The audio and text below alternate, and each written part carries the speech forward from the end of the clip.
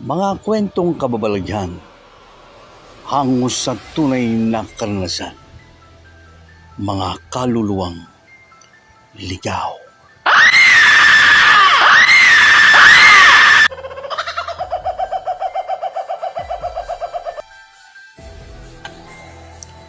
Isang gabi noong na mangyari ang aking karanasan tungkol sa mga gumagalang ibang nilalang tulad ng mga multong hindi natatahimik sa kabilang buhay. Ang aking karanasang ito ay nangyayari noong ako ay nakatira sa probinsya ng Quezon. Isang gabi noon, mga 6:00 ng gabi, pagkatapos namin kumain ng dinner, dumating ang aking kumpare at may dala-dala itong alak. Nalambanong 1 litro. Pare, wala akong dalang pulutan.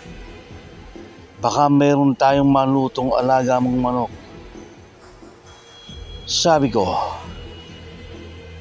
oo pare, marami akong dumalagang manok. Uhuli ako ng isa at lulutuin kong tinola.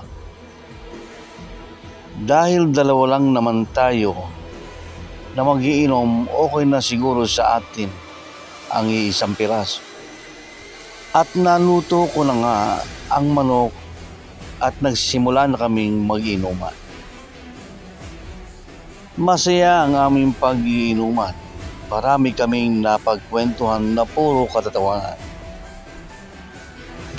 Naghiwalay na kami dahil tapos na ang aming inuman. Inabot kami ng 12:00 ng hating gabi at siya'y umuwi na. Ako naman ay hindi agad nakatulog dahil nanigarilyo pa ako sa balkonahe na aking ginawa nayari sa kawayan.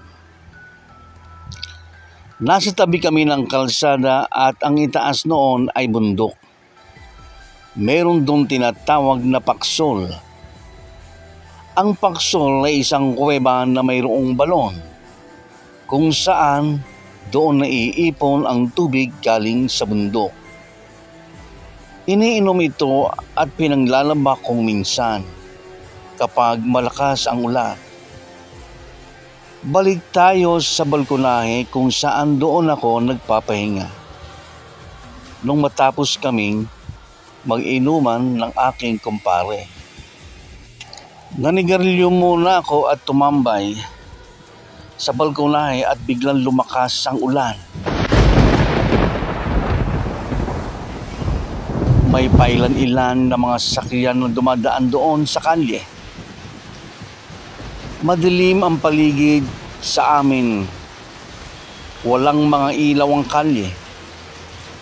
Lumiliwanag lang ang paligid kapag may mga sasakyan na napapadaan.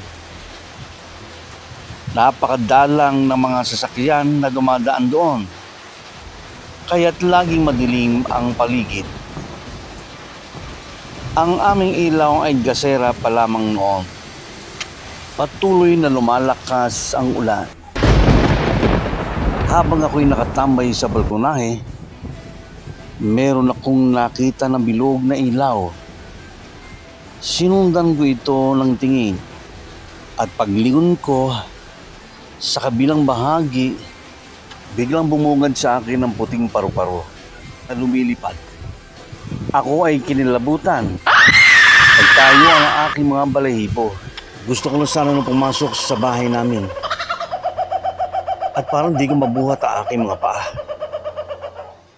Tatayo na ako noon nang may mapapansin ako. Mga paa sa paanan ng bundok. Mga paa ng mga sundalo na hanggang bewag lang ang aking nakikita. Animoy mga sundalong nagmamarcha. Ito ay inintay ko na dumaan sa bahay na may ilaw. Kung ito ay mga sundalo talaga. Ngunit sa pagdating sa tapat ng paksol, sila ay nawala. Hindi na sila dumaan sa tapat ng bahay na may ilaw. Ako'y nakaramdam ng sobrang takot Pumasok na ako ng bahay at mabilis ko itong sinara. Simula nun, hindi na ako tumambay pa sa aming balkonahe ng 10 oras ng gabi. Hanggang dito na lamang po ang ating kwento. At huwag niyo pong kalimutan mag-subscribe sa ating YouTube channel. Maraming salamat po.